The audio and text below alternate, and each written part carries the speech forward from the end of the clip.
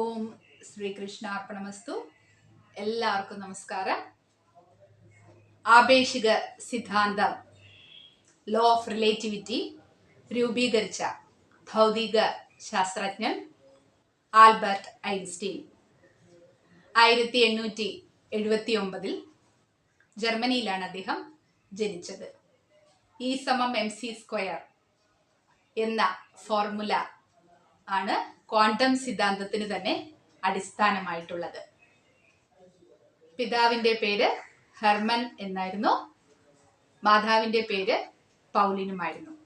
നല്ല വിദ്യാസമ്പന്നയായ ഒരു മാതാവാണ്, വയലിനിസ്റ്റ് കൂടെയാണ്. അമ്മയിൽ നിന്നാണ് ഐൻസ്റ്റീന് സംഗീതം ഇഷ്ടമാവുകയും നല്ലൊരു വയലിനിസ്റ്റ് ആവുകയും ചെയ്തത്. പിതാവ് ഇലക്ട്രോണിക്സ് കട നടത്തുകയായിരുന്നു. അദ്ദേഹം മിലൈവ മാരിക് എന്ന ഒരു സ്ത്രീയെ വിവാഹം ചെയ്യുകയും 2 ആൺകുഞ്ഞുങ്ങൾ അവർക്കുണ്ടാവുകയും ചെയ്തു. ധാരാളം 50ഓളം പേറ്റന്റ് അദ്ദേഹത്തിന്റെ പേരിലുണ്ട്. നോബൽ സമ്മാനവും അദ്ദേഹത്തിന് തേടി വന്നിട്ടുണ്ട് എന്നുള്ളതാണ്. പക്ഷെ വിവാഹ ജീവിതം അത്ര സുഗമമായിരുന്നില്ല. അതുകൊണ്ട് തന്നെ വേർപിരിയേണ്ടി വന്നു. അതിനുശേഷം അവരുടെ തന്നെ ഒരു കസിനായ ഐൻസ്റ്റീന്റെ കസിനെ വിവാഹം ചെയ്തു. അവരുടെ പേര് എൽസ എന്നായിരുന്നു. 1940 അമേരിക്കയിലേക്ക് അവർ താമസം മാറുകയും അവിടുത്തെ സിറ്റിസൺഷിപ്പ് എടുത്ത് പിന്നീടുള്ള അദ്ദേഹത്തിന്റെ ജീവിതം അവിടെ വെച്ചുമായിരുന്നു.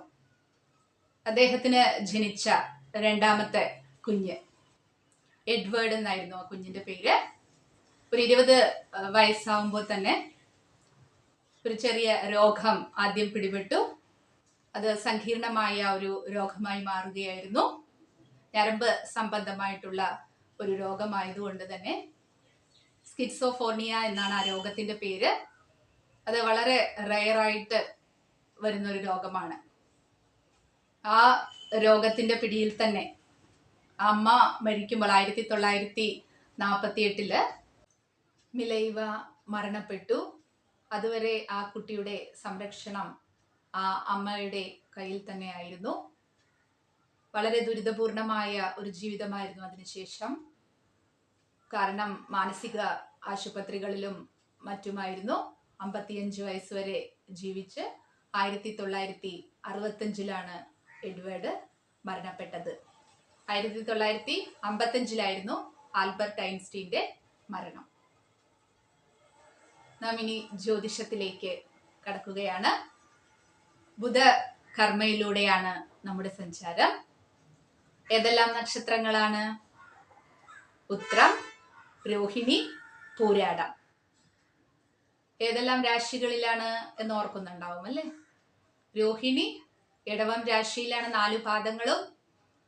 കാലപുരുഷന്റെ 2ാം രാശിയാണ്. ധാരാളം പുഷ്പങ്ങളും വസന്തങ്ങളുള്ള ഒരു രാശി കൂടെയാണ് അല്ലെ.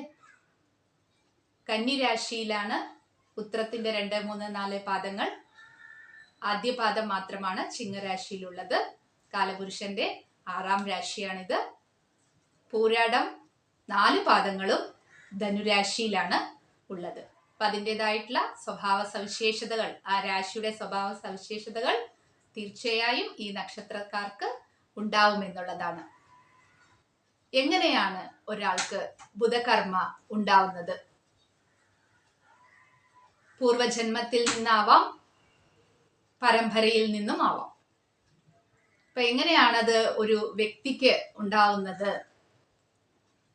അവർ പഠിക്കാൻ വളരെ മിടുക്കരായിരിക്കും, പക്ഷേ എന്തു ചെയ്യുന്നില്ല, ആ അറിവ് മറ്റുള്ളവർക്ക് പകർന്നു കൊടുക്കുന്നതിൽ വിഷമം കാണിക്കുന്നു.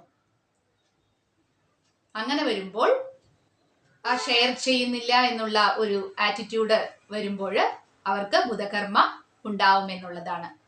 അതിന്റെ ആക്കം അവർ ചെയ്യുന്ന തെറ്റിനനുസരിച്ചിട്ടുണ്ടാവും. അറിഞ്ഞിട്ടും പറഞ്ഞു കൊടുക്കുന്നില്ല എന്നുള്ളതാവുമ്പോൾ കൂടുതലായിട്ടും, ഇല്ലെങ്കിൽ ചെറിയ തോതിലും ആ കർമ്മം നാം അനുഭവിച്ചേ മതിയാവും എന്നുള്ളതാണ്. അപ്പൊ ഈ ബുധകർമ്മയിൽ വരുന്ന നക്ഷത്രക്കാർ വളരെ ശ്രദ്ധിക്കേണ്ടത് ചെറിയ അറിവാണെങ്കിലും അത് മറ്റുള്ളവർക്ക് ഷെയർ ചെയ്യുക എന്നുള്ളതാണ്. നാം ഉദയ നാണയത്താരം എന്നൊരു ഫിലിം കണ്ടിട്ടുണ്ടല്ലേ, മോഹൻലാലിന്റെ. അതിൽ ശ്രീനിവാസൻ എന്താണ് ചെയ്യുന്നത്? മോഹൻലാൽ എഴുതിയിട്ടുള്ള തിരക്കഥ മോഷ്ടിക്കുകയാണ്, എന്നിട്ട് അത് തന്റെ പേരിലേക്ക് ആക്കുകയാണ്.